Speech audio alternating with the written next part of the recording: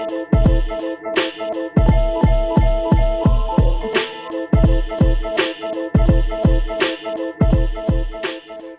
guys, and welcome to the Movie Club Emporium, our November stream. We are a week late. That is my fault. If you'll notice, new location. We spent most of the month of November moving, and I didn't have time to watch any of the movies we talked about because it was mostly packing and unpacking and insanity of moving. So we are back now, though, and we have a fun. I'm gonna have a fun time tonight because we are talking 6, 5, 4, 3. No, we're talking 5 very different but very interesting comedies from the 2000s. So I had to break out an old 2000s t-shirt. So 16-year-old Jason's super excited. And yeah, a lot of these I had not seen in a long time. But we'll get into that in a minute. First of all, thank you for joining us, those of you who are here. And we do this every single month here on our Twitch, twitch.tv/The Movie Club Emporium. Every month we pick a kind of topic and we have some fun talking about movies and whatnot. If you are interested in doing that on a weekly basis, you can do that too. We have our YouTube channel on at Movie Club Emporium. I did take them again. November was nuts for us, so took the month of November off. But this coming Sunday, tomorrow, begins our Christmas theme month. The theme is Fa La La Lycanthropy. So we're talking snowy werewolf and Wendigo movies. It's going to be a lot of fun. So you're not going to miss that. That's on Sundays. I think that's all the plugs I've got. How are you doing, sir? Oh, I'm doing all right.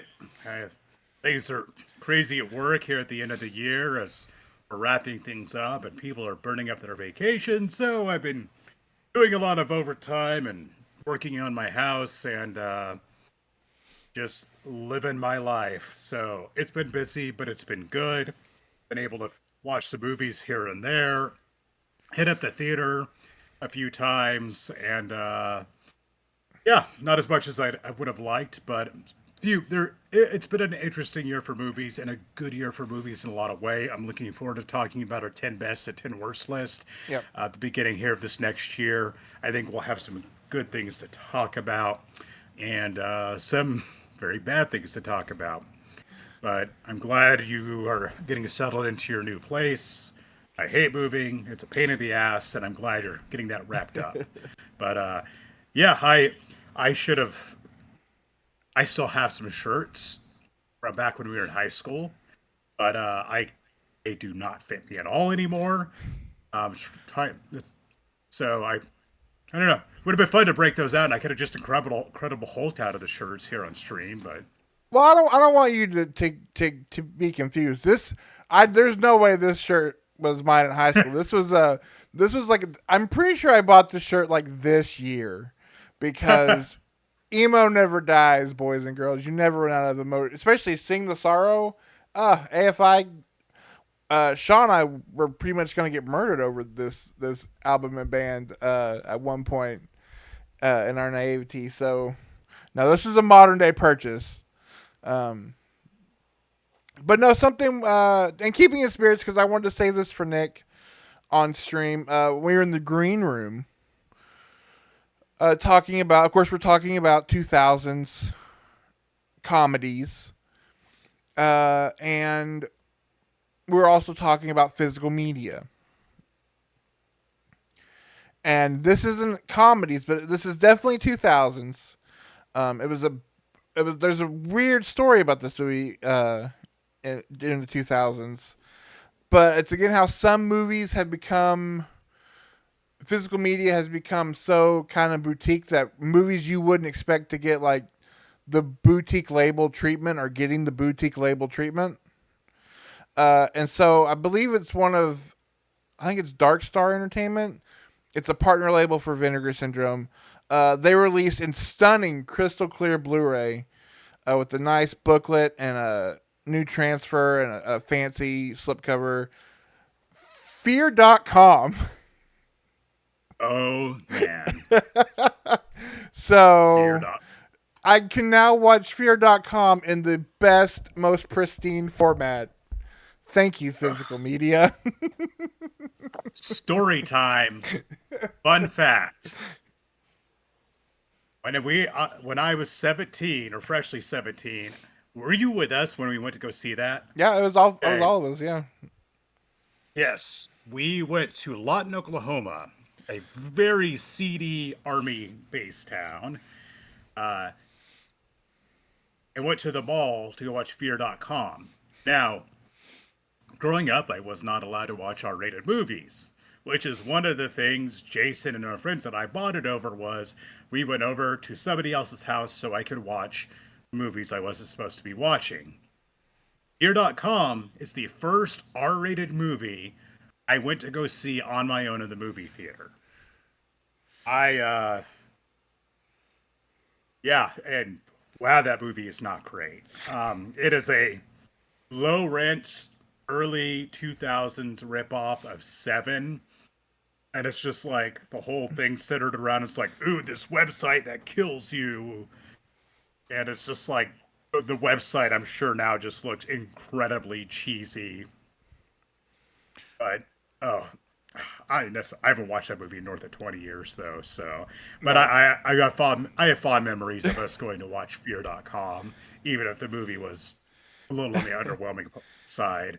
Although I do remember that creepy basketball scene. So, yeah, Yeah, it's basically The Ring meets Seven, but yeah, I hadn't watched it in yes, forever. But when it went on sale, I saw it as listed as a new item, and I was like, it, oh, well, I gotta buy this. and it's just it has that's like for our personal history with it, definitely worth owning. So, Yeah, and it's in this episode where this is really a lot of comedies of this era aimed at our age group back then, and we were in high school but a lot of these movies came out. And I clearly remember seeing them at the local video store or seeing trailers for them. Um, and some of these movies in particular became personal favorites of ours. One in particular, I was watching it with my wife, annoying the hell out of her because I was quoting it constantly during the movie. And let me tell you, it's like I remember it so well, and it's stuck so well over the years. But yeah, I had a good time for the most part. Some of these I don't think have aged well. Some I'd never seen before, so kind of came in with a fresh take on them because somehow some of these I was shocked that I never got around to seeing until yeah, recently. So, but it was a good time, and man, this is a deep well we can keep on going back to of these comedies from '97 to the mid 2000s. But yeah, I had a really good time. We just walked down memory lane getting to cover these movies. And if you're yeah. ready, you want to dive into the movies? I do want, since we are in December officially, I do want to go with this question here we have in the chat. What is your? I'll ask you first, and then I'll weigh in. What is your official stance on whether both Die Hard and Gremlins are Christmas movies? Uh, Gremlins is absolutely a Christmas movie. It is a very integral part of the plot. Uh, Gizmo is given to the young man as a Christmas gift. There's Christmas music throughout. You have the Christmas stuff at the store. There's use of Christmas items like the string of lights when they're wrapping up the dog. The movie is it has Christmas in it so thoroughly beginning to end, and it's a big plot point. It's definitely a Christmas movie, and one of my personal favorite Christmas movies of that, uh, and quite a horror movie as well. I love Gremlins. For me personally, Die Hard. I don't really consider it a Christmas movie. You could say it's Christmas adjacent, and if anybody wants to call it a Christmas movie, that's fine by me. It's a movie that takes place around Christmas, and Christmas is mentioned in it a few times. But I wouldn't say that necessarily makes it a Christmas movie. It's like saying somebody with a bit part in a movie. I'm trying to think of a good movie that's an example of that. Um, I'll think of an example. Anyway, what do you think, Jason? So I agree with you 100% on Gremlins. Like I don't know that Gremlins has ever come into question, not whether or not it's a Christmas movie. Um, you will forget that Gremlins 2 does not take place at Christmas. It does not. It's like in the summer, but Gremlins 100%. I argue that the first Die Hard is a Christmas movie. Because to me, Christmas is integral to the part. It's about a Christmas party. It does involve, there's lights. You have all the stuff at the party. We're talking about Christmas all the time, as opposed to say a movie like Lethal Weapon. Lethal Weapon, I say, is takes place at Christmas, not a Christmas movie. Christmas has nothing to do with the film. Batman Returns takes place at Christmas, not a Christmas movie. Like Christmas, you can put that movie in. It could be like the Penguins, like they accidentally murder like the Arbor Day snowflake or whatever, and it doesn't matter. Even Die Hard 2, uh, Christmas is nowhere near as integral to the plot of Die Hard 2 as Die Hard. So Die Hard, I say yes, but all those other ones, I say they take place at Christmas time, but they are not Christmas movies. I don't feel strongly. I know the Die Hard debate has been going on for a long time now. I don't feel strongly one way or another. People say it's their favorite Christmas movie. I take Yeah. no offense at that. I see what people are saying. Um, it, if it's a Christmas movie to you, fantastic. I'm indifferent either way. All I know is it's a fantastic action movie, and it takes place at Christmas. Rewatched it about a year ago, and man, what a classic! Yeah. Love Die Hard. The first three Die Hards actually are all great movies, especially the underrated Die Hard 3. Criminally underrated movie. Yeah. Die Hard 2 is my first Die Hard for a long time because it was one my dad owned on VHS. So Die Hard 2 is my first Die Hard. So I know a lot of people don't like Die Hard 2, but it kind of holds. It's that I have that Ghostbusters 2 effect on me where it was my first. So I'm like, well, this is great. Oh, the first one's even better, but I still like this one. So I hope we answered your question, and I hope I didn't like give you a secondary hot take. We're like, this stupid idiot doesn't think Batman Returns is a Christmas movie. I've never been on a picket line about which one's what, but anything can be a Christmas movie if you really want it. Just watch it at Christmas. But Yes. if you want a recommendation for a great underrated Christmas movie, watch Dial Code Santa Claus, also known as it's a French movie. Don't let that just scare you away. The American title is Dial Code Santa Claus. I But know which movie you're talking. it's Yes. like it's Home Alone. It's an R-rated Home Alone that came out before Home Alone, and it rules and is weird and awesome. Another one I'll recommend: Rare Exports. Mm-hmm. It's another bizarre European movie, and there is nothing else quite like it. I showed my friend Travis, who is currently watching that movie, and it's a movie I love showing to people. It's like this is a Christmas movie like you've never seen. It is out there, man, but I love it. Yeah. So we'll use that to talking about some really great movies to talk about one weird movie. We're starting off with the movie that we'll get into it, but I don't think fairly uh, by one Roger Ebert was declared as the worst movie of 2002. And knowing some of the movies that came out in 2002, Raj, that's not fair. Um, but we're talking about Danny DeVito directed Death to Smoochie. Now, had not seen this when we were in high school. I saw this, I found it like when I was working at Love's, so like 2006. Um, like we had it on a VHS tape, and so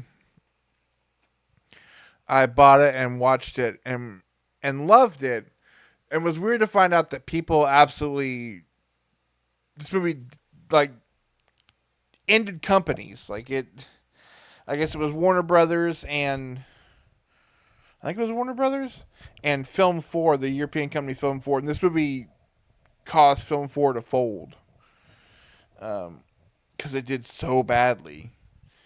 Uh, for to kind of give you what the movie is this is maybe one of the darkest comedies you'll ever see. Like to the point where it kind of walks the line of how dark and still call it a comedy about the like cutthroat world of children's television. And you have this uh, actor slash character Rainbow Randolph, played by the phenomenal Robin Williams, who I think he's absolutely fantastic in this movie. Um, and he's the toast of kids television. Some controversies come up, and he's booted. He's shunned by everybody, and they move on to this new character, Smoochie, which is a blatant Barney fill in, and that is a character created by this very naive, very bright eyed, kind of like country or country bumpkin, played by Edward Norton, um, which is so funny. If you look at their careers leading up to this movie, Robin Williams, of course, is known for his comedies, and after this movie, he would go on to do, it's when he would turn into his darker stuff like Insomnia and 1 Hour Photo. But he was super the funny guy, whereas Edward Norton, leading up to this movie, was like American History X and Primal Fear, like all these super serious villain esque roles. So to flip them on their head like that is great. We'll get into the specifics, but just uh, going on, starting there. What did you think of Death to Smoochie? So, Winter This Blind, I'd never seen it before. I was aware it was a dark comedy. I had a general idea of kind of what it was about. I didn't realize till started the movie that Danny DeVito directed it. Um, I'll talk about what I liked about it. They did a lot of cool stuff visually with it, and the camera angles, the lighting, the sets. I think this is an awesomely shot movie and framed movie. They do so much cool stuff with the camera angles, and in some ways it loosely reminds me of like a Terry Gilliam movie Mm. and the way the visuals are presented, and just how it's shot. I loved what they did with the coloring of this movie and the various sets they built and the costumes. All of that was quite impressive. Overall, I really didn't care for this movie. Other than that, I I think there was the potential there. This idea of a dark comedy about the cutthroat world of children's entertainment, great concept. For some reason, not much about it really clicked for me and really came together. It wasn't that I absolutely hated it. It's just, I don't know. I didn't connect with the movie. I didn't resonate with me. I did laugh during one scene where a character gets accidentally alerted to a Nazi rally. Yes, that scene was fantastic. And yeah, I thought that was great. And I kind of saw, I was like, this is not going to go the direction you think it's going to go. Loved that part. Um, Robin Williams is really, he's really over the top it kind of struck me as he was trying a little too hard at times in this movie to be abrasive and offensive. And I know, like, a lot of times people are shocked, like in his stand-up comedy, that a lot of times he is not very G-rated in his comedy at all, despite the fact he's made a lot of family-friendly movies. Um, I think Edward Norton plays this role well because, and Edward Norton's a fantastic actor. He does well with the script he's given. Um, I'm struggling to remember any of the other characters, of any of them really standing out. It's it's not big on laughs, and it's a dark comedy, and a lot of them aren't. You know, it's more of some humor instead of laughing out loud. I see why this movie was so polarizing. I don't feel super strongly about it one way or another. It's just it didn't do it for me. Yeah. There's some of the technical things of this movie I could admire, but overall, uh, not great in my opinion. Yeah, it.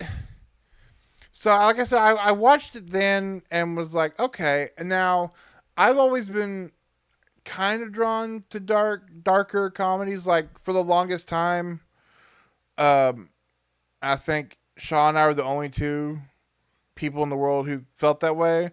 My favorite Jim Carrey movie was The Cable Guy. It was because it was just so dark and weird. Um, and there was that movie. Oh my God, what was it called? Very Bad Things. Is that the one with Christian Yes, Slater?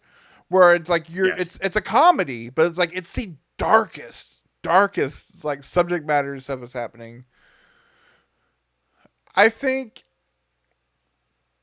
it is definitely light on the laughs to be a comedy. The Nazi rally is really funny. The penis cookies, like that part cracks me up when he just loses it because he's able to be like, it's a rocket ship, and he's just screaming at kids, don't you know what a penis is? And they're all just laughing at him.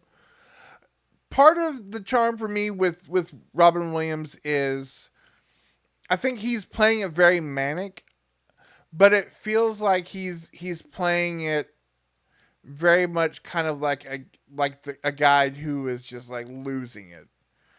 He comes off very like this guy is like we've crossed the ledge. Um,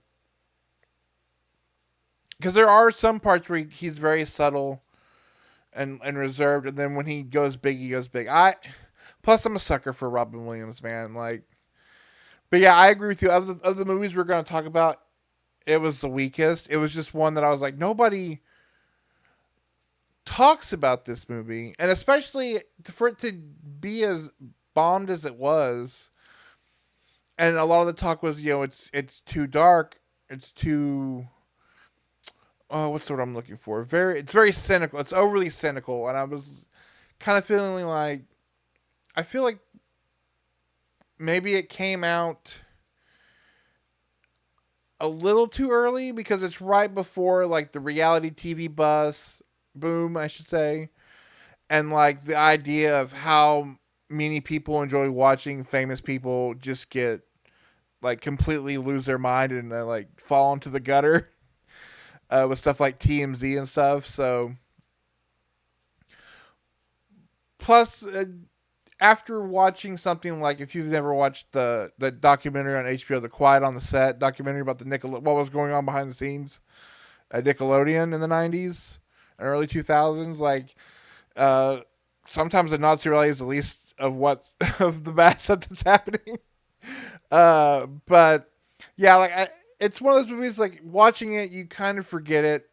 I do feel though, like you said, Danny DeVito, that was kind of his thing because War of the Roses kind of feels weirdly dark at It times. is.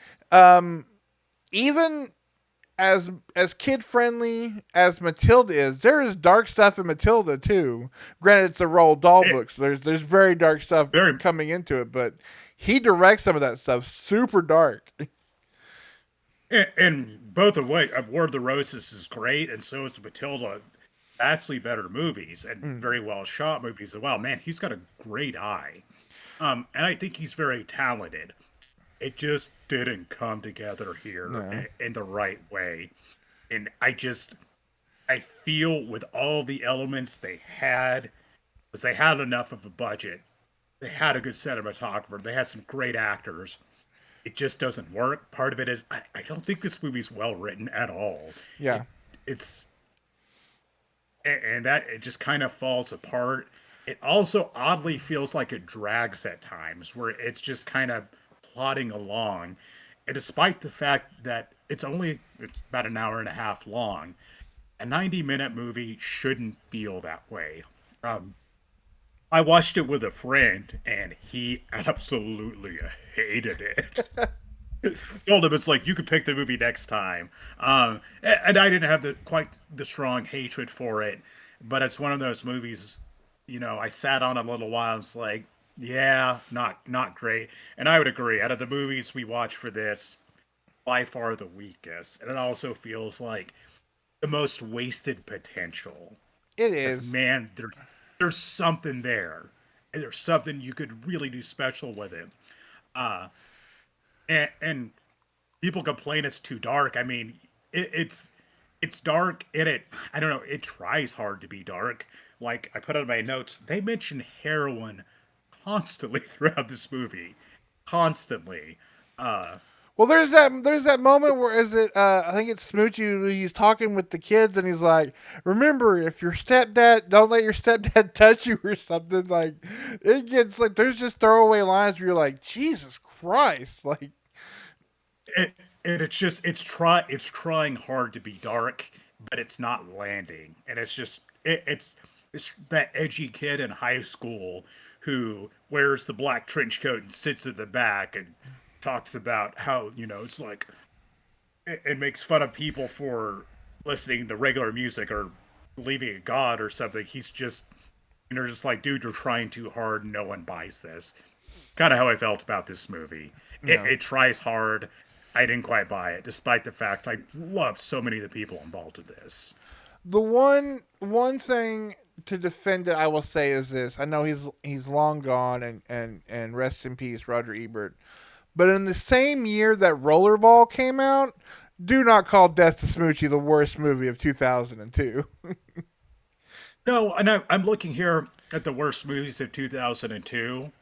Um, like Home Alone 4, Crossroads starring Britney Spears, Swept Away starring Madonna, the legendarily bad Ballistics X versus Sever, which we need to talk about. Oh, for Snow sure. Dogs, Masters of Disguise, The Country Bears, American Psycho 2.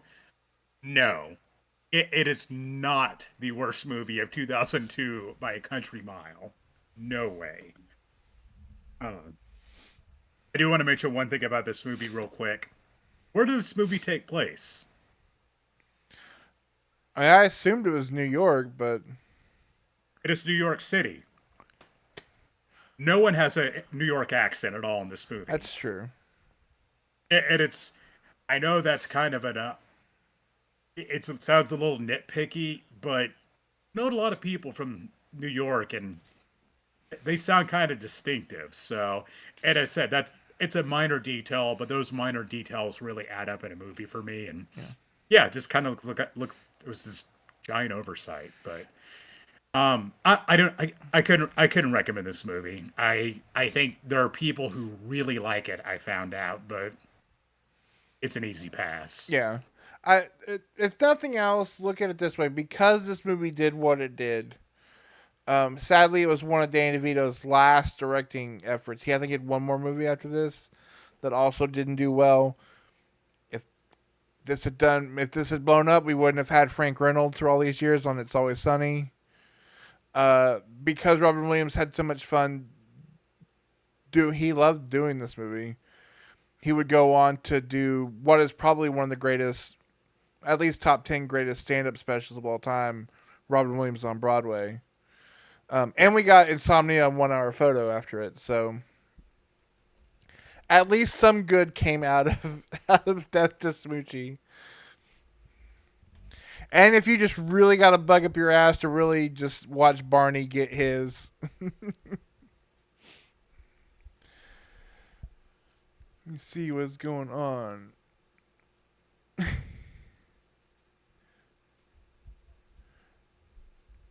Yeah, I love that there are some, again, there's some funny stuff in this movie. It's just it's very few and far between. Um like it's very dark and not enough funny going on here. That shadow puppet scene, that was well shot. Yeah. I just for visually, there's a lot to like here. It just I wish it had come together. I wish it had a way better script. Yeah. But I'm glad you enjoyed the Edward Norton eye candy, and this is kind of prime Edward Norton here. Although he does have that like simple Jack haircut that's not doing him any He, favors. it's yeah, not the greatest haircut, man. It was a bad era for haircuts like Oh, this and John Josh Hartnett Stewart's. from The Faculty. Well, It's just terrible. oh We're gonna very much switch gears to a different kind of movie next. yes. This I know when I did the post for it on uh, Facebook. Logan mentioned that this is one of his favorites, and I'm gonna tell you right now, this is one of my favorites too. I love this movie. We're talking about 2001's Out Cold. Number one, I'm always a fan of the slobs versus snobs comedy. It goes all the way back to growing up, Revenge of the Nerd, watching Revenge of the Nerds, Caddyshack with my dad. Um, all those movies. Even Meatballs, and I especially loved growing up, hitting like my young teenage years, mostly because of what you were there for with those movies. I loved the ski movies. Hot Dog the movie and Ski Stool. I don't know why, because the idea of me being on skis is just a Final Destination episode waiting to happen. But I don't know why. I'm just like, yeah, skiing. I like watching ski movies because it's something I'll never do, I guess. Uh, and this is kind of a fun, a very, very 2001's kind of take on this. Uh, I guess it was late 80s, early 90s craze of ski movies. Uh, and what a killer soundtrack. I have a Oh gripe about that man, later, but uh, Out Cold. Um, it is. It's a slobs versus snobs movie. You have this group of kind of stoner, uh, cool dudes, ski instructors. Jason London, a pre-hangover Zach Galifianakis, a pre-Criminal Minds AJ Cook. Lee Majors shows up. David Keckner. Uh, One of my favorite characters is what's his name on The Office? Pam's original fiance, yeah, he played Roy on The Office. Roy. Yeah, him as a bartender in this movie is so funny. It does not age Yes, well, but weirdly is better. Ages better than I thought it would. yeah, it takes a turn where you're just like, oh, well, that redeems it a little bit. Yeah. You get a pre Reno 911 Thomas Lennon in this movie. Again, yeah, it is just the guy who buys the ski resort wants to just turn it into like it's your mom and pop video shop being bought up by Blockbuster is what it is, and the losers aren't having it, and so shenanigans ensue to a really great early 2000s soundtrack. Um, I love this movie. There's so much little bitty things that we'll get into later. But what is your first initial thoughts of Out Cold? Never seen Out Cold. To be honest, I didn't even remember this movie existed. If you want a perfect time capsule of what early 2000s comedies were like, this is the movie to show people for better and for worse. Yeah. It's it's a simple movie. It is. It's an 80s yuppie versus slop movie to its core. You could take this exact script and make it in 1985 and the movie would be pretty much exactly the same. It It's simple. There's not much to it. There's just goofy gags, some gross out stuff, and some pranks, and people sticking it to the man. Uh, various sex jokes and, and bodily function jokes and all that stuff. And it's what you expect. And I definitely enjoyed it for the kind of movie it was. It's fun, it's goofy. You don't take it very seriously.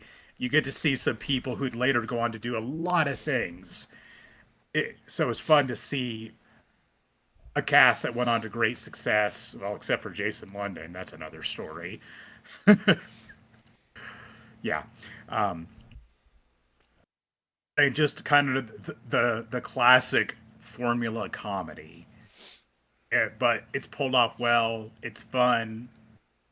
Some I'm not. I live in the Northwest where there are a lot of mountains to ski on and snowboarding and all that stuff. I have never done it. I have no interest to. I would either die or get horribly maimed doing that. I know myself well enough to know Yeah. that. But man, a lot of the stuff with the skiing and snowboarding on this movie was super impressively shot.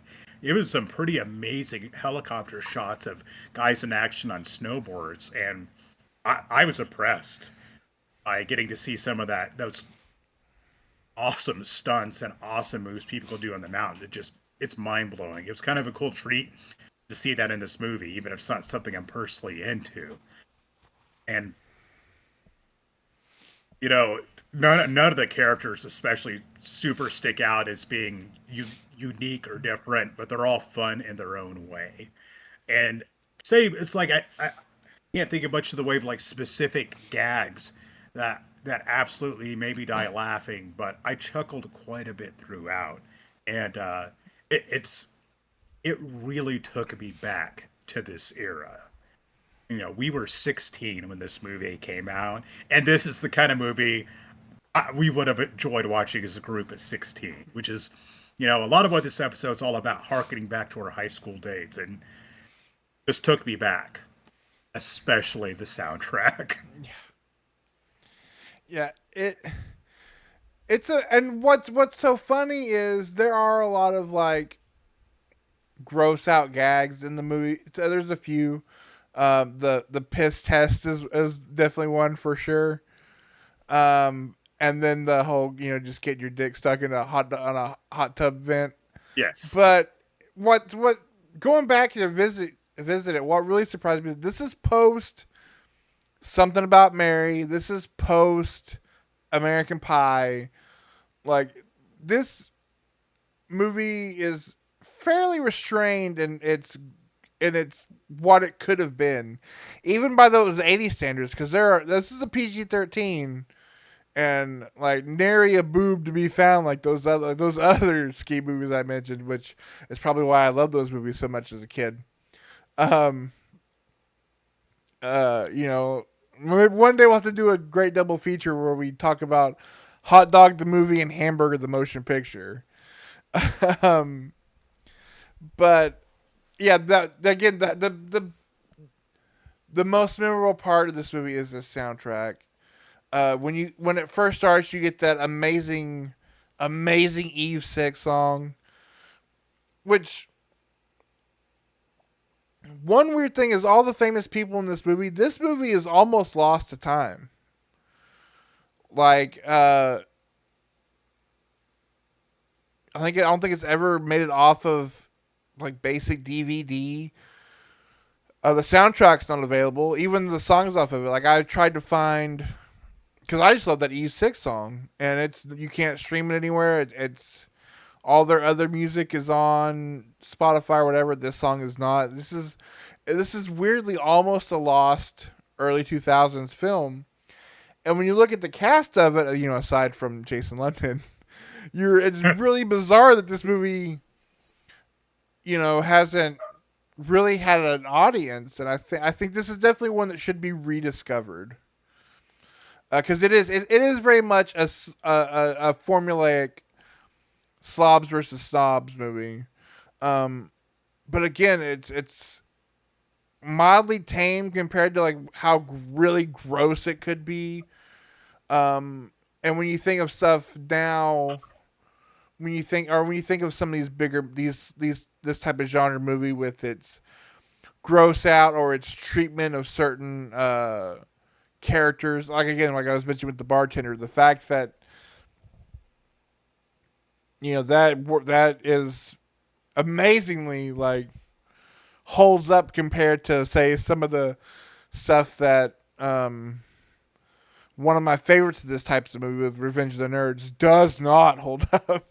Ooh, You cannot show that movie to anybody in 2024, but this movie surprisingly sticks the landing when it comes to what is acceptable for the most part. yeah. There's one line, one joke in it that it's too much. Yeah. A line from Zach Galifianakis, and they used to say slur that was more popular back then. Oh That yeah. yeah, not cool to say anymore. It wasn't cool to say back then, but it's surprisingly good treatment of a certain character turns out to be gay. It's like, wow, that kind of redeems it a bit, and it was interesting to see in a movie of this kind from the era of its kind to kind of take that more progressive approach to things. But oh, because man, they sure didn't. And that's rewatching a lot of movies from this era, you're really reminded of that. It's like, wow, Yeah. this would not fly anymore. Oh, and in But 2001, oh baby, we were big fans of that slur. yep, And that one, and then the one, and the movie we're not going to end up talking about the another word that gets thrown around quite liberally. Uh, but yeah, it's like I said, it's surprisingly progressive for a ski set slobs versus snobs movie from the early 2000s. Uh, yes, it that also involves like having your dick licked by a bear scenario. yes. I mean, here's the thing. This movie is not high art. It's a dumb comedy. Go in expecting it. This movie delivers on what it promises. It's if you need it, if you're having a early 2000s movie marathon, you need some comedies to watch. It's some good light stuff to put on. Yeah, 100%. I'm gonna let you because this next one. I'm gonna let you take the lead on this next one for sure. Because I think was this your first time watching this next one? See, let me look at the itinerary. Yes, it was my first time All watching right, this one. I want you to take lead on this one because I'm very curious. So, next up, we have kind of a spoof movie that also harkens back to the glorious time of the 80s. Only this time, it's lampooning the summer camp movies, which were everywhere in the 1980s. Uh, and doing so with a cast of people that later went on to do tons of stuff, and some that were already pretty established at that point. It's 2001's Wet Hot American Summer. A movie I'd heard a lot about over the years. I had many people recommend it to me, and a lot of people couldn't believe I had never seen it. It's about the last day of summer camp at a at this. I believe it's supposed to be a Jewish summer camp, um, and the misadventures of the camp counselors and the campers and whatnot. But it's a spoof. This movie is making fun of all of the ridiculous tropes that were thrown into summer camp movies of the 80s and some in the 90s. That genre lasted quite a while, actually. You know, it's just making fun of how ridiculous all of them are. And you get to see the various characters go along, and it's like, oh, who's going to end up with who? Who's going to hook up with who? Um, what shenanigans are the campers going to get into? What the counselors are so busy making out, so they're ignoring the fact that like kids are stealing boats and whatnot, and all sorts of absurd situations like that. Um, the it, and it is this movie's goofy from beginning to end. And talk about a cast.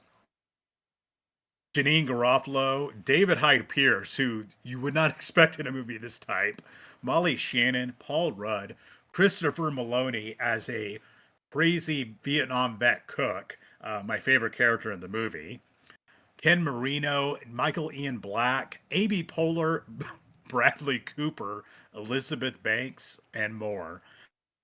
A lot of recognizable names in this movie. And I can say, for watching this movie, it looks like they had a ton of fun making it. Dressing and doing their hair full up to the 80s and wild sight gags. It just looks like they're having a lot of fun. Um, the plot, not super important. It's the last day of camp, and you get to see what all these various campers and counselors are up to. And that's what it is. A lot of sight gags. The counselors making out in the most ridiculous fashion, which is it does a good job of making fun of all those camp movies of yesteryear. Um, Overall, I liked it okay. I don't think it was exceptional. I think the movie had been hyped up a lot for me over the years. I enjoyed it, but um, it I don't think it for me it quite reached the level of it is for a lot of people. For a lot of people, this is an absolute classic, and it's a pretty decent spoof movie, and I enjoyed it. But it's kind of it. It was all right.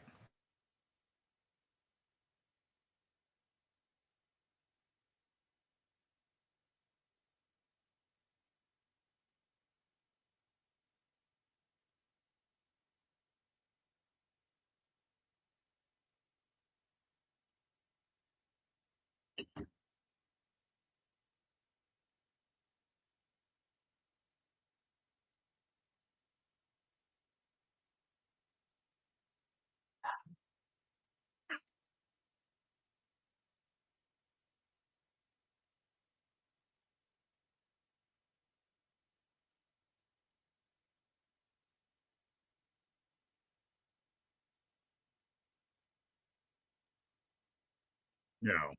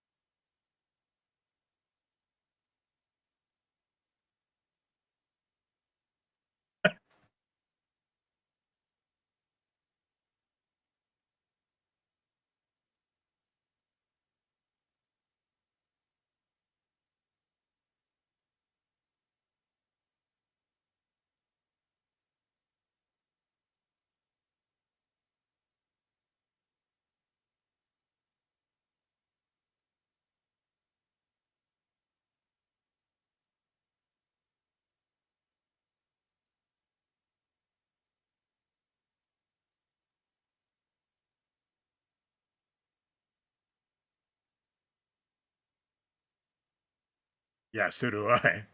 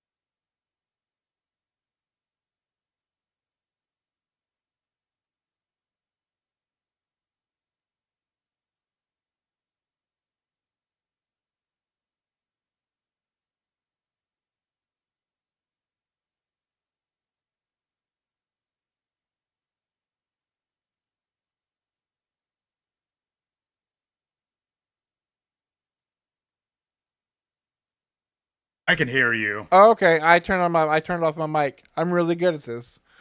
Um,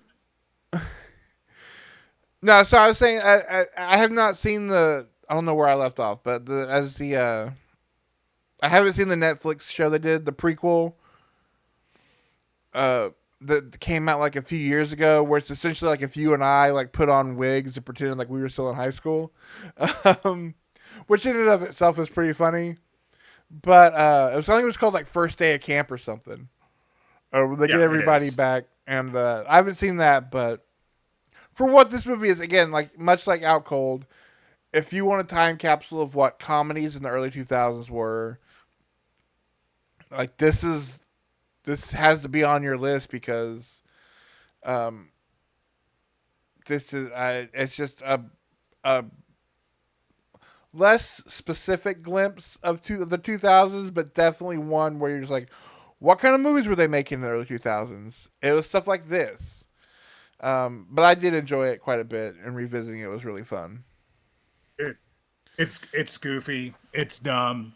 It leans into it, and you get to see H. John Benjamin, who voices Bob in Bob's Burgers, voicing a can of vegetables, who is talking to Christopher Maloney, which I thought was a nice, fun treat. Um, Greatest comedy ever? No. It does a great job being the kind of spoof it is from the era it's in. And if you, that thing kind of thing sounds appealing, it's worth a watch. I am glad I watched it. Yeah, it's an hour and a half of really funny people being really funny, in a lot of bits. But yeah, it was fun going back to. But yeah, like you said, it's not the funniest movie ever made. This next movie, however, is one that usually with our group, if you came to the group with the movie that you really liked, um, even if most of them really liked it, prepare to be ridiculed by them by some people in our movie group. Um, Yes. uh, and so I remember watching this next movie, and really, like, it really struck me. Even at that young age, I'm not sure what exactly about it. Because revisiting it, like even more speaks to me now. Um, but back then, I was just like, I really like this movie. We should watch this movie. And like was just waiting for like the sea of ridicule to come after we watched it, but I don't. It never happened. Like I feel like most of us really dug this movie. And again, for I feel like we were way too young at the time to kind of fully love this movie, but nevertheless, we're talking about 2000's High Fidelity. Um, and this movie is it's based on a novel. I've never read the book.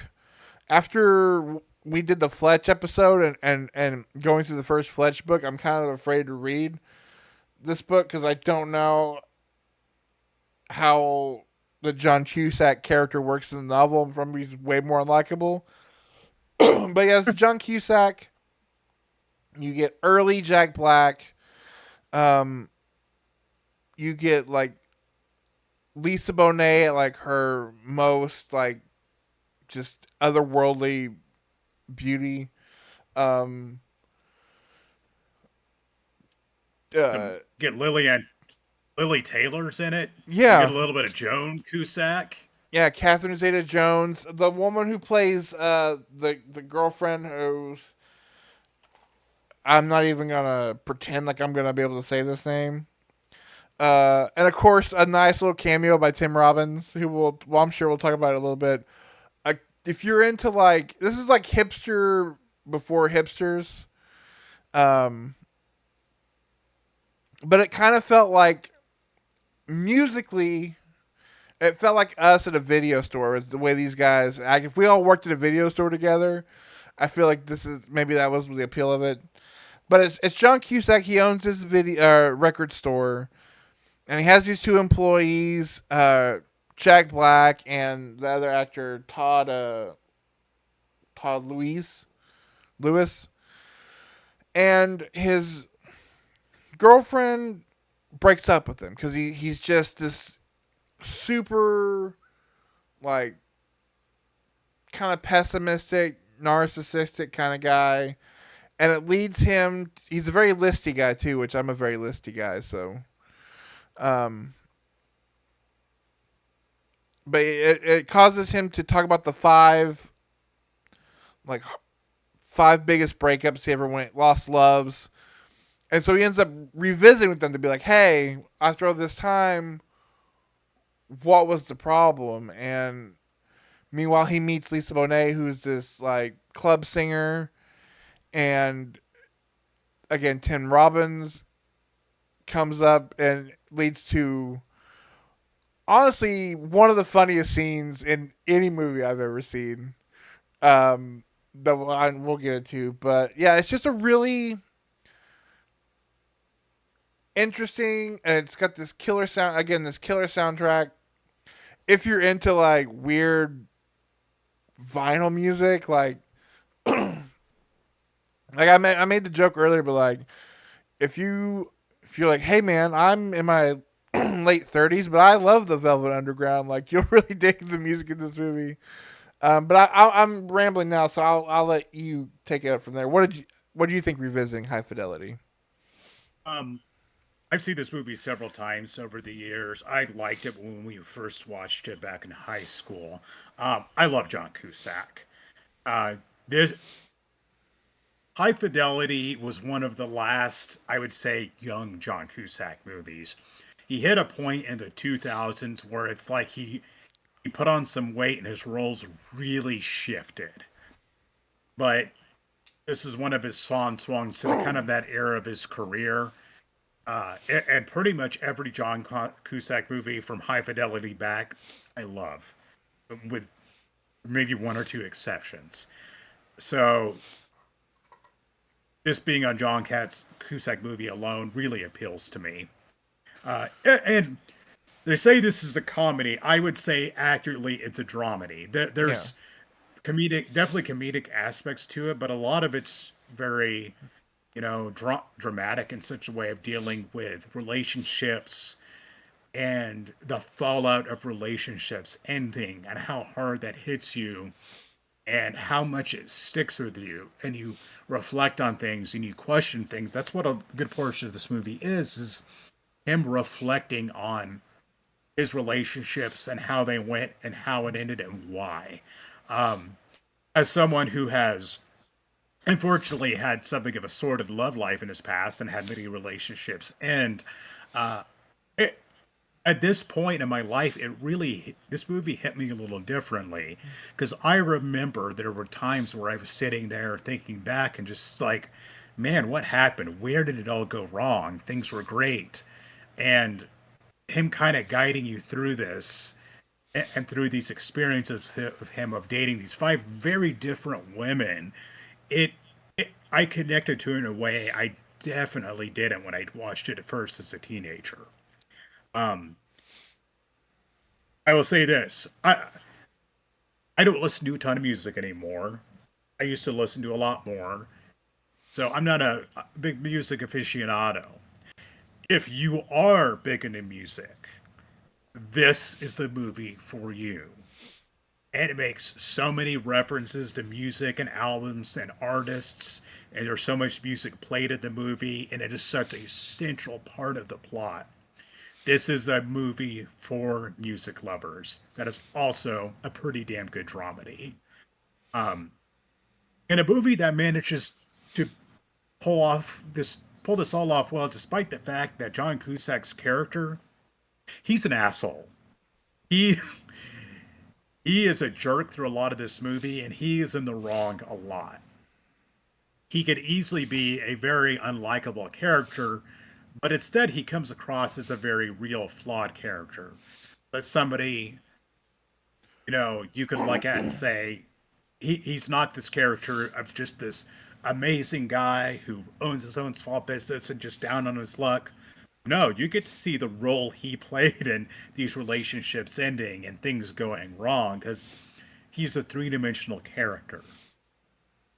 And I really appreciate about this movie is the fact that they fleshed out these characters very well and made it really able to see all the various aspects of their personality in a way a lot of movies just don't. I it's I love. I was looking up. I'm not sure where this movie's supposed to take place, but I love the urban environment. I love his little record shop. This movie is filmed in New York City, and it's if you're seeing all this happen against the bustling backdrop of the city and a guy trying to keep this record store going, and a lot of it takes place in this record store where you have John Cusack and Jack Black and the other guy whose name escapes me, but has been in a lot of other movies, and they're in there hanging out, talking about music, and or John Cusack's just lamenting love's lost. Uh, but I think this is it's a war movie, warm, and it's a movie that I like even better than I did when we first watched it, or even when I watched it, 12 to 14 years ago. It it it was amusing. There's some funny parts, man.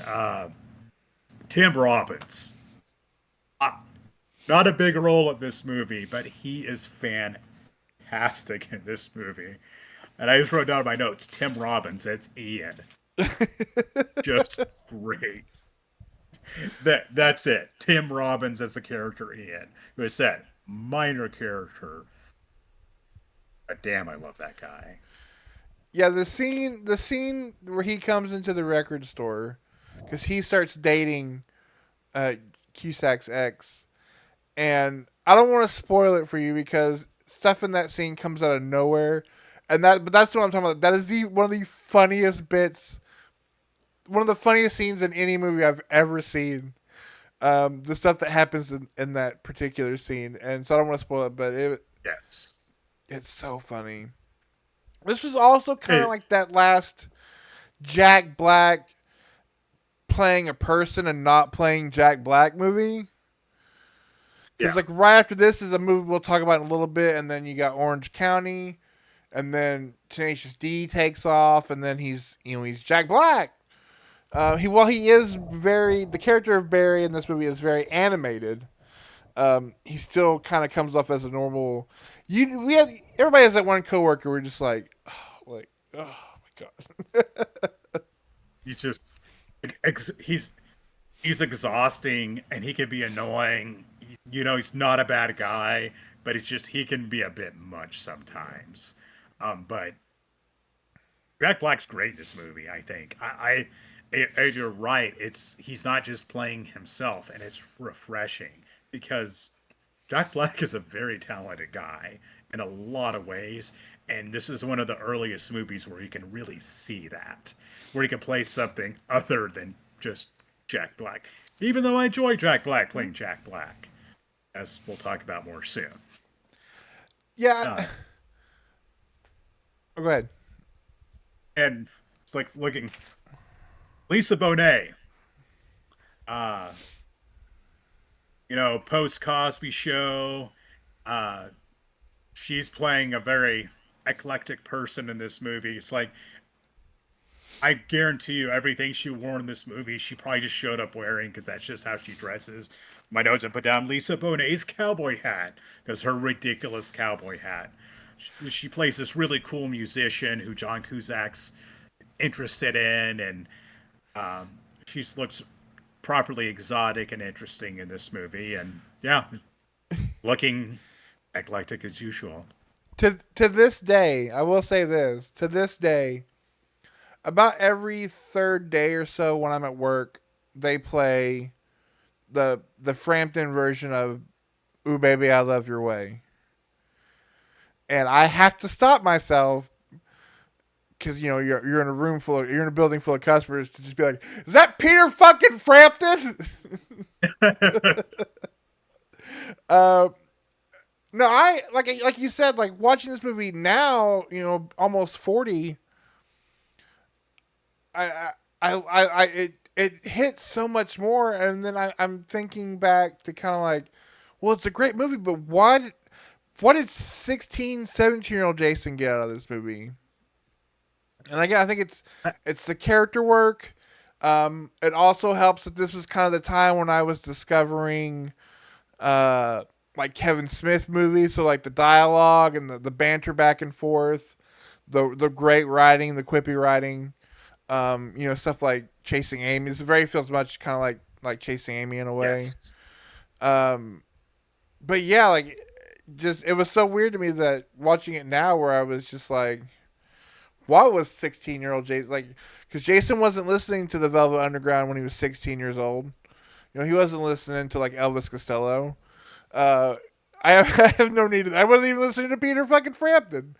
Um, but it just I think so much of it comes down to we've all been there at that moment where you're just like, what did I fuck it up? And if I did, like when you're following, you're following the line and you're trying to find out where the dip happened, and we've all been there, and it's just finally like kind of a way for this movie to kind of be like, yeah, we all do it. Like here's some guys talking about it.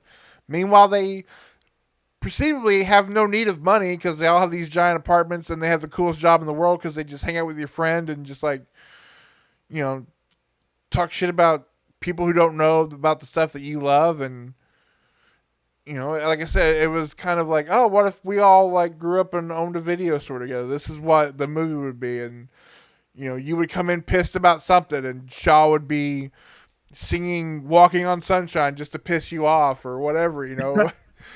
That was kind of where I think what drew me to that movie then. And then now as an adult, like I said, almost 40, is just like, man, this movie hits on a lot of stuff that's very like close to home and close to the chest and very poignant for our age now. But I adore this movie. I think again more than I did back then. I think it's great.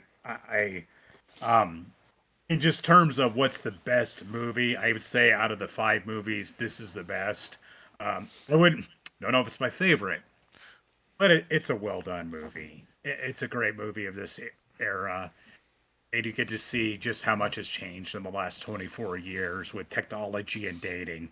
But it's a nice little time capsule. It's one, it's a great movie for a date night with your wife. But anybody can enjoy it, and especially I think after 30, you'll enjoy it even more. Um, but I think you're right. I think that is what drew us to this movie. Just it's same thing that drew us to a lot of movies and TV shows back then. It's we could see ourselves in them. You have this group of friends doing things they love and talking about the things they love, and that really resonated with us. And still here, I mean, here we are decades later. That's what we're doing. We're hanging out, talking Yeah. about the things we love. It's something that's still a pretty central part of our lives. I'm glad it is. And high fidelity, it holds up. I really would like to go. I think it's on Hulu now. I Yes. would like to go watch the remake series they did. That came out probably 5 years ago or so. Where it's Zoe Kravitz. They've gender swapped it. Zoe Kravitz, of course, the daughter of Lisa Bonet, plays the character, the owner of the video or the record store, going through her lamented loves and stuff.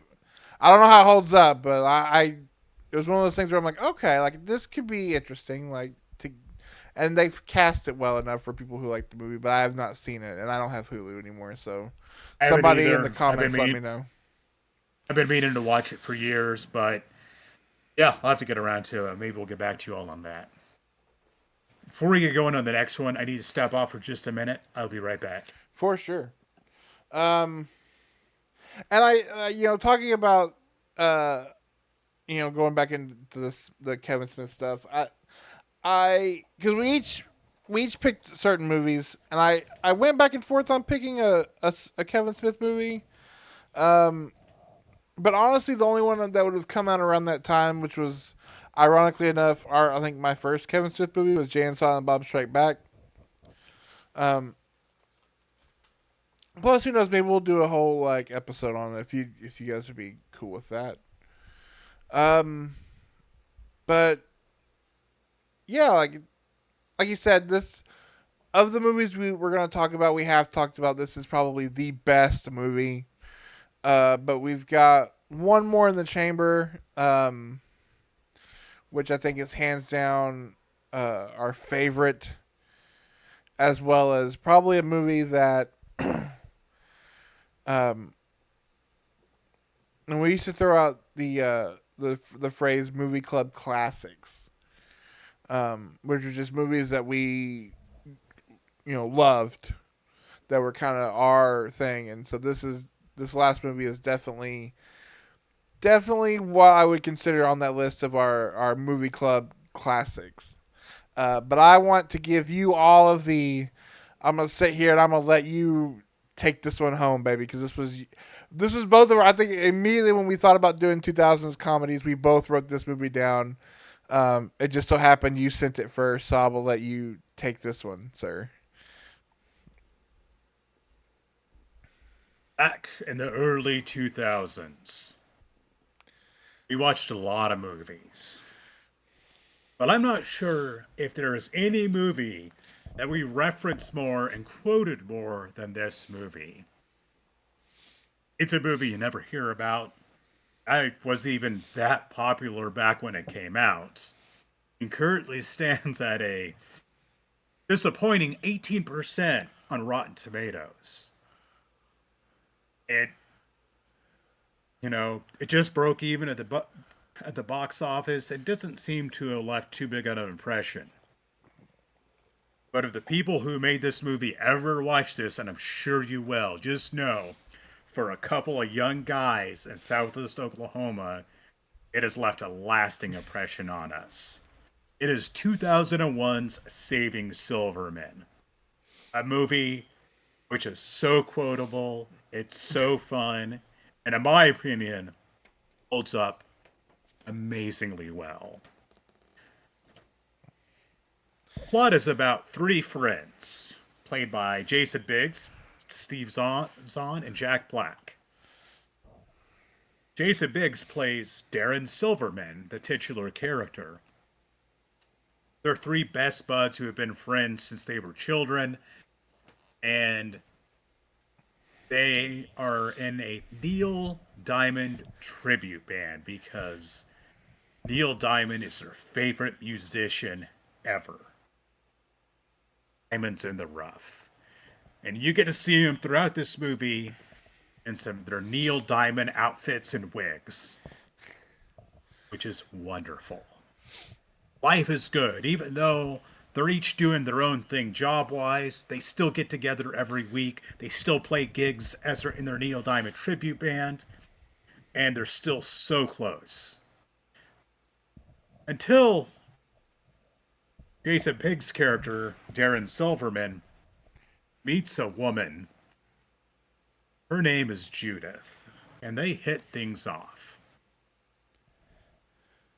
Judith is a professional psychologist, and this very conventionally attractive woman, and she gets her hooks into Silverman and completely takes over his life. changes his personality and rules over him with an iron fist. Friends can't stand for this. So they set about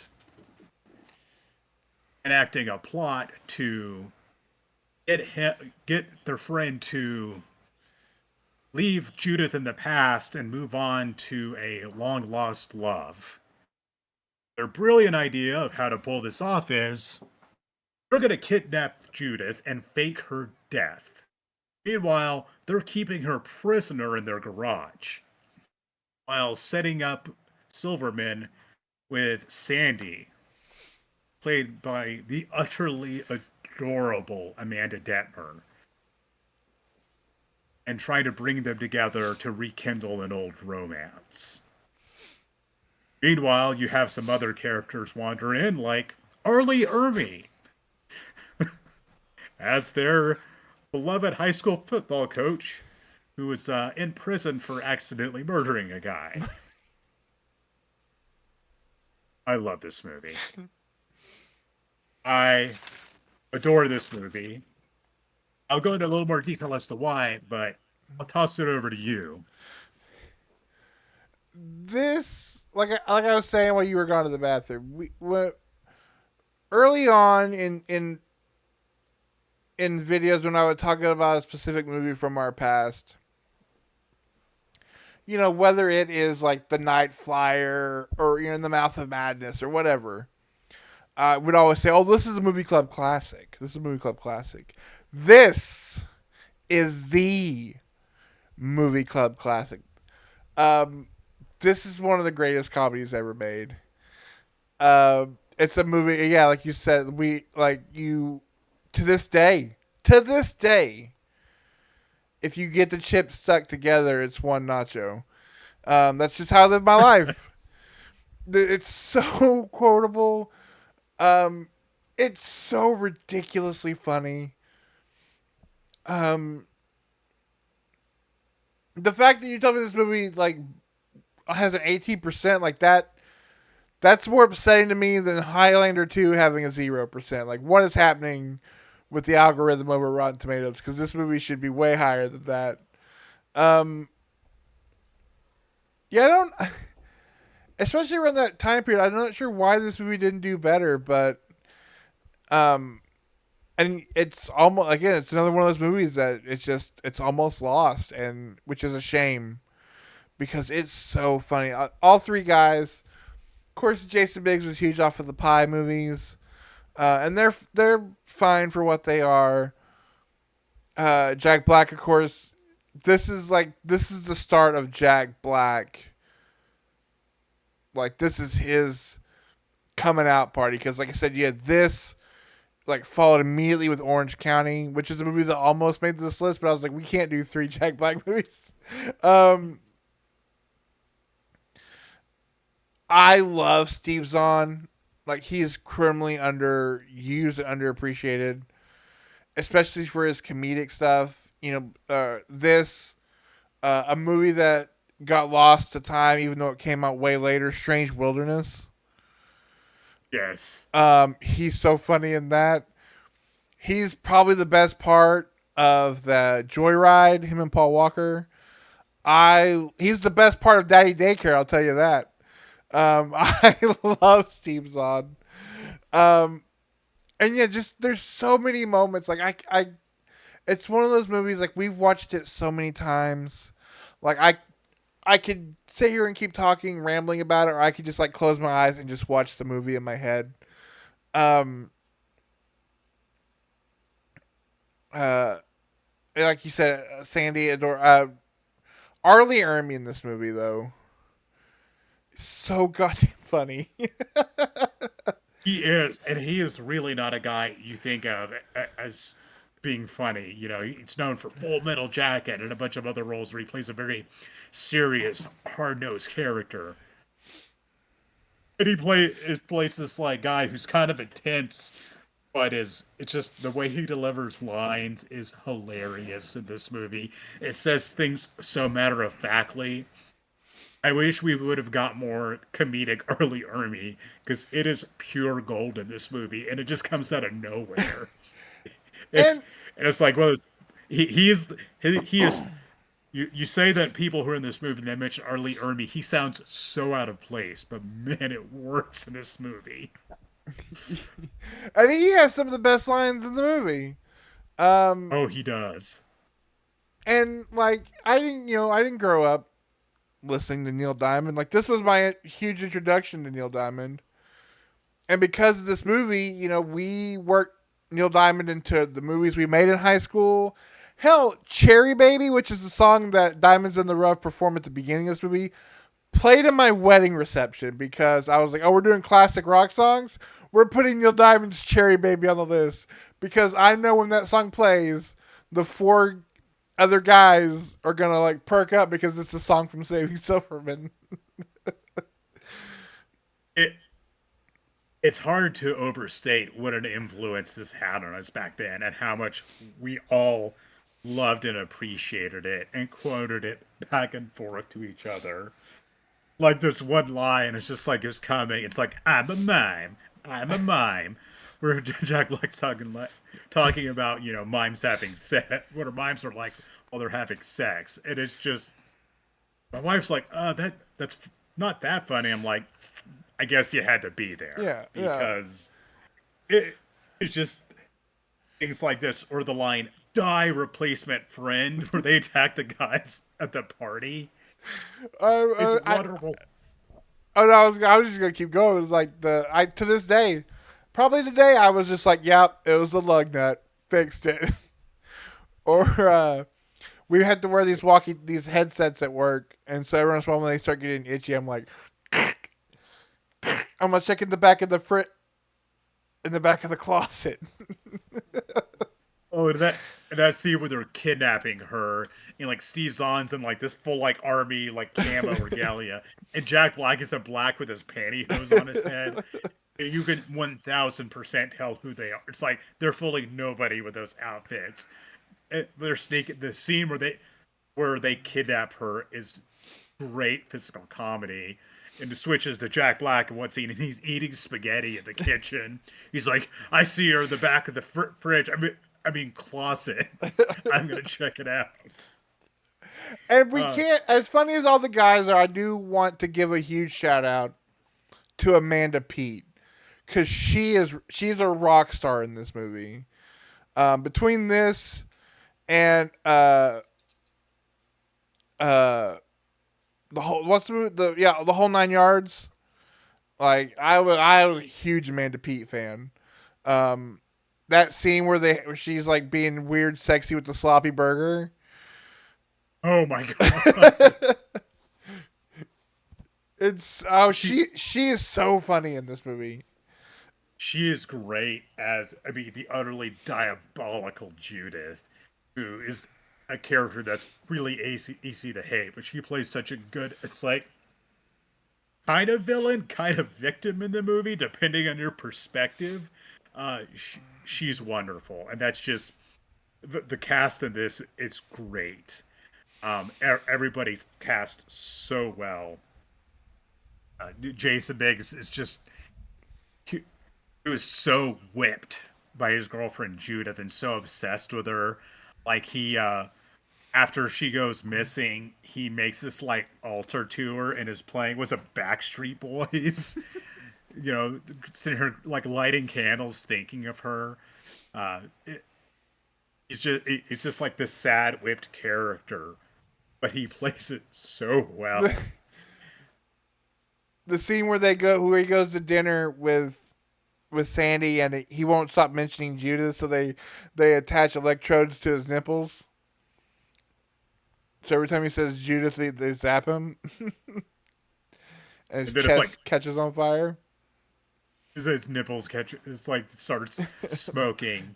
Uh, Amanda Detmer, Sandy, the love interest, this character who she's getting ready to go be a nun, but her Steve Zahn and Jack Black's character are trying to rekindle the romance between her and Jason Biggs, and she just plays this really just super adorable girl next door, and she's very sweet and just such a nice, pure person. She's like the complete opposite of Judith, personality wise, looks wise, everything.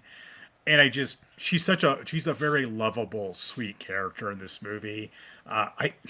She's an actor. I'm not seeing her in much else. She's apparently been working, doing other things, but she's not had too many like big standout roles, and it's a shame because I think she's also great in this movie. Yeah. Yeah, there's no weak links in this movie. There and there's like I said, it so many like you could quote this whole movie. You know, we'll still scream "coming to yay hot" at each other. Um, there's part of me that every time I hear "Cherry Baby," I think of when they have to replace Jason Biggs in the band. They get the young Indian man to be in the band with them. Yeah. He's singing to all the old ladies. Oh, Some other lines, like the Emperor, but with way better tits. Or like Mother Teresa, but with way better tits. And so the line, also, you don't want a chick who would do a mime. yep. It's just like things like that. I mean, yes, there's crude, definitely crude humor, a lot of it. Definitely some sexual humor at times. It just a few gross habits. It's an early 2000s comedy. Is this rated R? I don't remember. So it's PG-13. There was an R-rated cut. I don't know if I've ever seen it. Supposedly, the R-rated cut is just like one extra scene, and it's where you see why Jack Black got fired from Subway. But I honestly I'll have couldn't to tell you look what that it up. was. Yeah, it helps that this movie was It's also directed by Dennis Dugan, who was like the king of those early Adam Sandler movies. So like it's direct the comedy is directed to perfection, and it all the is. physical gags and everything. And you end up liking Steve Zahn and Jack Black's characters so much, because they're just very sweet friends who are really trying to look out for their guy.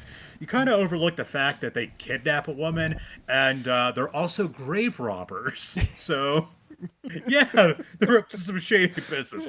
You overlook that. They're trying to save their friend from a horrible relationship Yeah, and a dark fate. because they So, have the chart where their fun level went way down and their whacking off level went way up.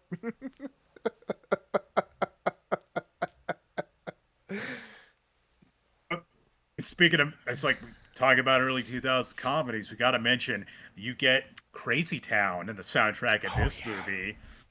So, you know, movie with a lot of Neil Diamond songs and Crazy and Town. Crazy Didn't have that on Town. my bingo card, but and did you know who else you get in this movie? Neil Diamond himself That's is right. in this movie. Was it the Especially Traveler or towards whatever? especially towards the end, there's a funny scene where you find out why Jack Black has a restraining order against him with Neil Diamond when he goes and tries to hug Neil Diamond at a after a concert, but Neil Diamond coming in to help save the day and bring Jason Biggs' character together with Sandy. It's I think it's so awesome. He's in on the joke and he agreed to be in the movie. It really helps the movie, and it's so wonderful. And especially there's so much Neil Diamond in this movie, but I'm here for it. And it said it down to the point where this influences so much where one of our movies, a Deus Ex Machina, the secret weapon used to kill one of our evil enemies was a Neil Diamond CD that was broken in half. Mm-hmm. So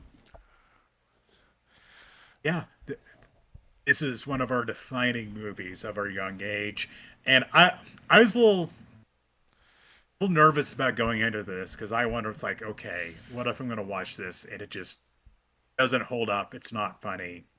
That was not the case. It held No. up. It's funny.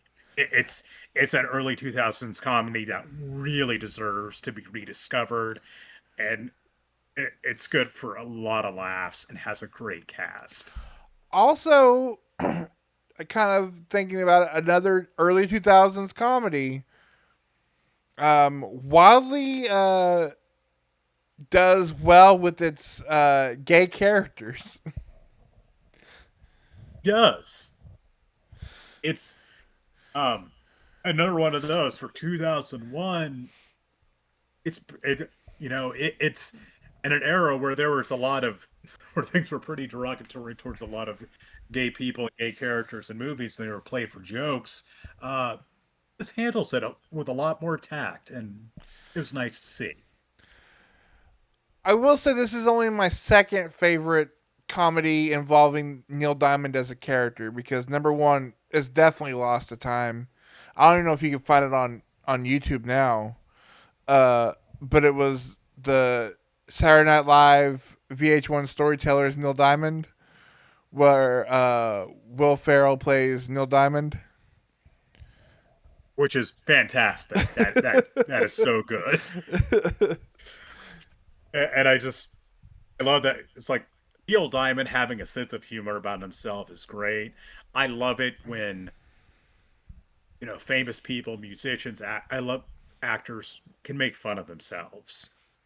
And it does, and it's like this movie is like a love letter to Neil Diamond, but it Yeah. also kind of makes fun of it as well. The sequin outfits and the hair and everything, but it's great, and it ends with a awesome Neil Diamond concert. Uh, Beginning to end, it's quotable. It has great characters. It's really funny, and me and my wife watched it. And my wife really loved it too, and she had never seen it before. oh Uh, man. 18%, 18% on Rotten Tomatoes. Rotten Tomatoes, you are out of your mind. It's one of those. I know it's not necessarily for everybody, but how could you not have a good time watching this movie? I don't know. Well, there was that moment like post. I feel like post Pie, like, and really up until ever since, like, there was that wild like we hate Jason Biggs and everything movement because like Loser's a pretty good movie and that movie like nobody talks about anymore. Um, he did the pie stuff. I mean, that was kind of like it for him. But I was always really like, oh, you're the they even make fun of it. And I was talking about earlier, Jay and Silent Bob Strike Back were like, oh, you're the pie fucker. Oh, early on in a flashback scene of this movie, he is rocking an awesome curly mullet too. Primo, curly, you know, curly mullet.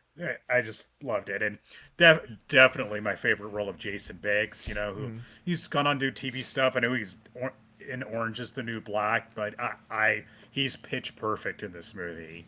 He is absolutely golden. Yeah. Although I said, out of all the characters, Steve Zahn's probably my favorite. He's got some fantastic line delivery in this. Um, Writing wise, sight gags, cast, uh, it's just great. You should, Yeah.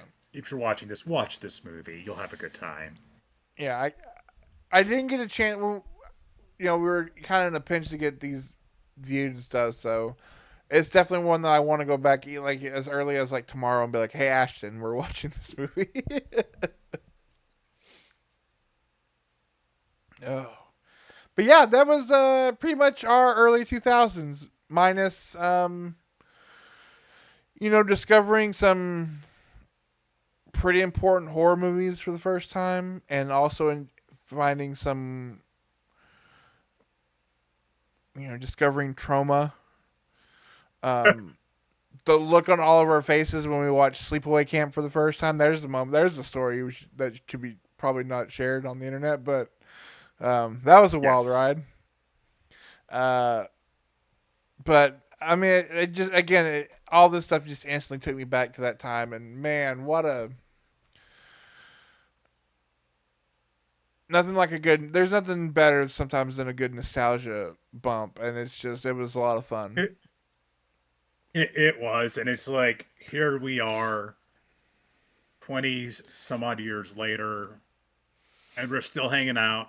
We're still watching movies. We're still talking about movies. Yep. Um, and that's great. I'm glad we are still able to do this. No matter how many people we have watching these live streams, the fact that we get to hang out and talk about movies we love and sometimes movies we hate and movies we disagree on, it's an amazing treat, and it's something I treasure and look forward to. And this has just been such a fun trip down memory lane, Yeah. and bringing back all these memories from our past, and we have more to come. It was a fun episode, even though it's just like one of the movies I really didn't like. Two of them I was like, we're okay, and two of them I loved. It brought back so many good memories, and I'm Oh, for glad we sure. did it. We'll have to do this one again because there's a Yeah. lot more.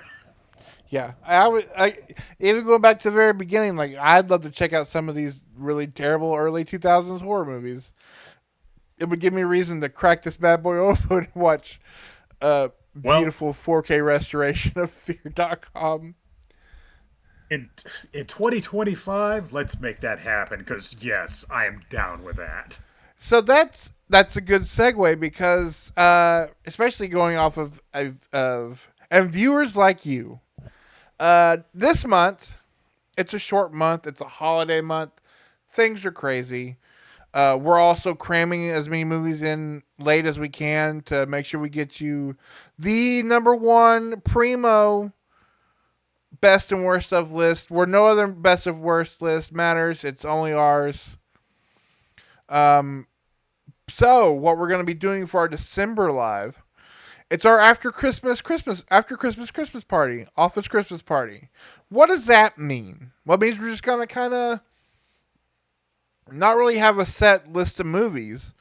We're gonna hang out, but also I want to. We're gonna brainstorm, Nick and I, and you guys too. That's what I want. Is we're gonna look at the next 12 months of 2025, and not all of them, but for some of them, maybe we get a little involvement of what you guys want to see us talk about, what you guys want to talk about with us on these streams. I know there's because mostly a lot of times it ends up with late night messengers like, what do you want to talk about? I don't know. Like, you want to talk about that? No, let's talk about it. So we're gonna plan some stuff out. We're gonna plan some fun videos and topics as well. So join us for that, and we may have a guest or two. Who knows? It's a Christmas party that's after Christmas, so anything can happen. We'll plan episodes. We'll stop terrorists from taking over the Nakatomi building. Whatever could possibly happen at a movie club Emporium Christmas party, you can bet it's gonna happen then. So we don't have a date yet, but it'll be after Christmas. Because otherwise the name would be stupid. You would just call it a Christmas party. Um, and then again, like I said, we do these every month. Up our October one is still up. You should check that out, where we talk about John Carpenter's Apocalypse trilogy. And actually, all of our previous ones, or a big chunk of them, are available over on our YouTube channel. At least the ones for like the last year and a half are up there. Um, I'm trying to get more of them from our Facebook days, and I'm gonna put them up on a playlist over there called the Movie Club Archive. So you'll be able to hopefully see some of those old ones. They kind of look like this, only with like worse camera. The sound is definitely not as good, and you were at the beholden whims of Zuckerberg and whatever the Facebook gods would allow you to do. And so they were rough sometimes, but we covered some fun So rough. topics. And then of course every Sunday, uh, now that we're settled in, we're back on the YouTube reviews. I'm excited for this Christmas month. I was sad that we were moving, so I had to miss Neo Noir November. because I had some fun movies lined up for there, so we'll have to push those to next year. But this year, for Christmas, we're doing Fa La La Lycanthropy. Um, and so this week, tomorrow, the video will go up for Werewolves Within. But yeah, it's werewolves and a few Wendigos pop up here then because you want to be snow based. Um, Yeah. Plus we're from Oklahoma, so we know all about deer women and Wendigos and stuff like that. So it's gonna be a lot of fun over there on YouTube. So make sure you check those out. Just Movie Club Emporium over on YouTube. And then join us next month for a cool, fun after Christmas party. And that's all I've got. Do you have anything else before we go ahead and get out of here? No. Thanks everybody for joining us, and I look forward to seeing you all at the After Christmas party. It'll be a great time, I promise you. And Al, I had fun going over these movies with you. It's a lot of fun. Absolutely. It's a lot of fun this episode. But Absolutely. I'll see you all later. All right, you guys have a good night. We'll see you next month. Bye.